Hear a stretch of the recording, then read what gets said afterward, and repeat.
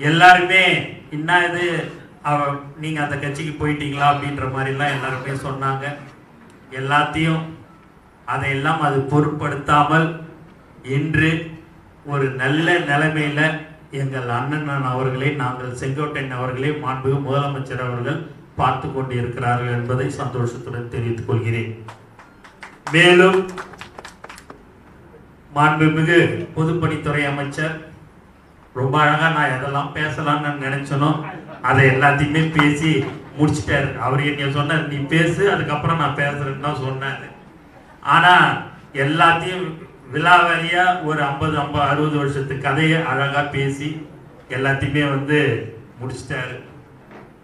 அமைச்சர் குமார் அண்ணா இருக்கிறாரு, பார்த்திபன் சார் இருக்கிறாரு, வெங்கட்ராமன் சார் இருக்கிறாரு, பால்வளத்துறை அமைச்சர் இருக்கிறாங்க, சட்டமன்ற உறுப்பினர் எல்லாருமே இருக்கிறாங்க. உங்களுக்கு மக்களுக்கு என்ன பிரச்சனைகள் உங்க ஊர்ல இருக்கிறதோ அதை உடனுக்குடன் எங்களுக்கு தெரியப்படுத்தினால் அது கண்டிப்பாக உங்களுக்கு செய்து தரப்படும் என்பதை தெரிவித்துக் கொள்கிறேன்.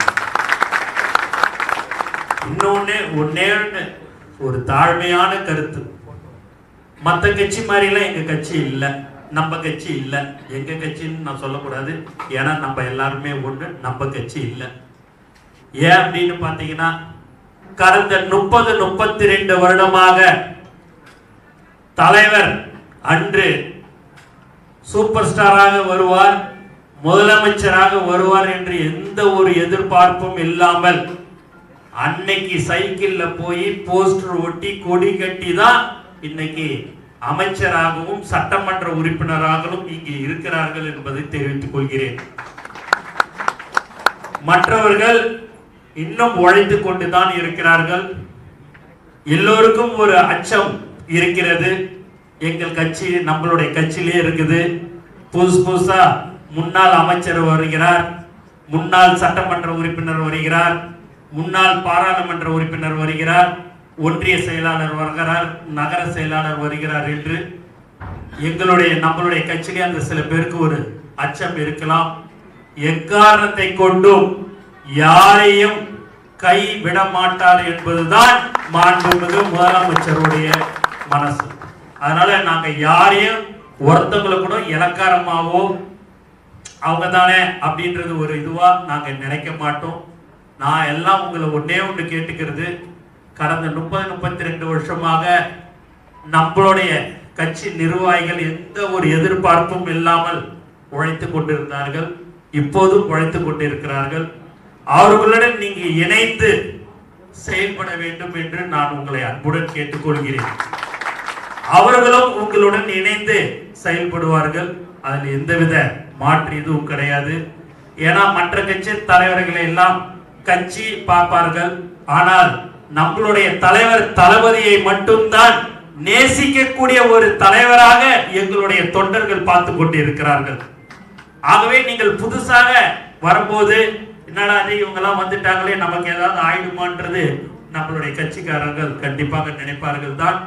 ஆனாலும் அவர்களும் சரி உங்களையும் நாங்கள் ஒரு காலமும் விடமாட்டோம் என்பதை தெல்ல தெளிவாக நாங்கள் தெரிவித்துக் கொள்கிறோம்.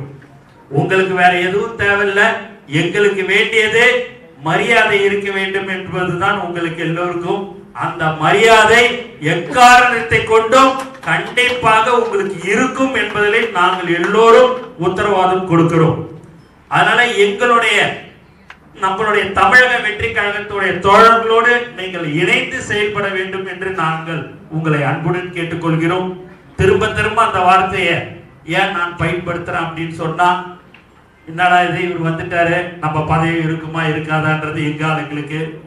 நீங்க நம்ம ஒரு நல்ல பதவியில் இருந்தோமே, அந்த பதவியெல்லாம் விட்டுட்டு இங்க வந்தோமே, அதுக்கு சரியா இருக்குமான்னு நீங்க நினைக்கிறது அதெல்லாம் நீங்க நினைக்கலாம் வேணாம். உங்களுக்கு உண்டான பதவிகள் கண்டிப்பாக மாண்பு முதலமைச்சருடன் கலந்து பேசி வழங்கப்படும் என்பதை தெளிவாக தெரிவித்துக் கொள்கிறேன். அதனால நீங்களாவே எதுவும் தயவு செய்து வேற மாதிரி எதுவும் நினைக்க வேணாம். கூடிய விரைவில் பஞ்சாயத்து தேர்தல் வர இருக்கிறது. அதுல 234 தொகுதியிலும் தமிழக வெற்றி கழகம் தான் வெற்றி பெறும் என்பதில் எந்த சந்தேகமும் இல்லை. ஏனென்று சொன்னால் நம்ம தலைவர் தளபதி அவர்கள் தனியா சிங்கிளா வந்து நீ 20 பேரோட 26 பேரோட 18 பேரோட கூட்டணி நான் தனியா வர மக்களை நம்பி வரேன்னு சொல்லி இன்னைக்கு முதலமைச்சராக இருக்கிறார் என்று சொன்னால் மக்கள் அவர்கள் மீது நம்பிக்கை வைத்துதான் எங்களுக்கு வாக்களித்திருக்கிறார்கள். எல்லோரும் பல கோடி ரூபாய் செலவு பண்ணாங்க. எங்களுடைய வேட்பாளர்கள்லாம் 75,000 ரூபாய் 2 லட்சம் 3 லட்சம் செலவு பண்ணி இன்னைக்கு ஒரு சட்டமன்ற உறுப்பினராக இருக்கிறது என்று சொன்னால் அது தமிழக வெற்றி கழகத்தில் மட்டும்தான் என்று நாங்கள் தெரிவித்துக் கொள்கிறோம். ஆகவே யாருக்கும் பெருசா செலவு பண்ணி நாங்க ஜெயிக்கல. முழுக்க முழுக்க 234 தொகுதியிலும் தலைவர் தளபதியுடைய முகத்தை மட்டும் காட்டி அவருடைய பிரச்சாரத்தை மட்டும் நம்பி நாங்கள் ஜெயிச்சிருக்கிறோம். ஆகவே நாங்கள் லஞ்சம் வாங்க வேண்டிய அவசியம் இல்லை, ஊழல் செய்ய மாட்டோம் என்பதை தெளிவாக நாங்கள் தெரிவித்துக் கொள்கிறோம். ஏனென்று சொன்னால் ஊழல் செய்தால் அடுத்த வினாடி அந்த பதவியில் இருக்க மாட்டோம். ஏனென்றால் அதற்கு உடனடியாக மாண்பு முதலமைச்சர் அவர்கள் எங்கள் மீது நடவடிக்கை எடுத்து விடுவார் என்பதையும் நான் தெரிவித்துக் கொள்கிறேன். ஆகவே நாங்கள் எக்காரணத்தை கொண்டும் சகோதரர் ஆதவ் சார் சொன்னது போல எக்காரணத்தை கொண்டும் நாங்கள் ஊழல் செய்ய வரவில்லை. மக்களுக்கு சேவை செய்வதை மட்டும்தான் எங்களுடைய நோக்கமாக இருக்கும் என்பதை இந்த நேரத்தில் தெரிவித்துக் கொள்கிறேன். ஆகவே நாம் எல்லோரும் ஒற்றுமையாக இருந்து வருகிற பஞ்சாயத்து தேர்தலில் நம்ம மிகப்பெரிய வெற்றியை நாம் பெற வேண்டும். மக்களுக்கு என்ன தேவைகள் என்று அறிந்து அதை நாம் செய்து கொடுக்கிறோம் என்பதை உங்களுக்கு நாங்கள் தெரிவித்துக் கொள்கிறோம்.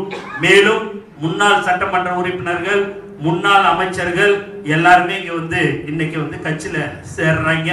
அப்படி இருக்கும்போது உங்க தொகுதியில என்ன பிரச்சனைகள் இருக்கிறது என்று எங்களுக்கு தெரியப்படுத்தி விட்டால் உடனடியாக மக்கள் பிரச்சனையை நாங்கள் உடனடியாக அமைச்சர் பெருமக்கள் நாங்கள் செய்து கொடுப்போம் என்று உங்களுக்கு உறுதி கூறிக்கொண்டு எனக்கு வாய்ப்பு கொடுத்த அனைத்து நல்ல உள்ளங்களுக்கும் நன்றி கூறி விடைபெறுகிறேன். நன்றி, வணக்கம்.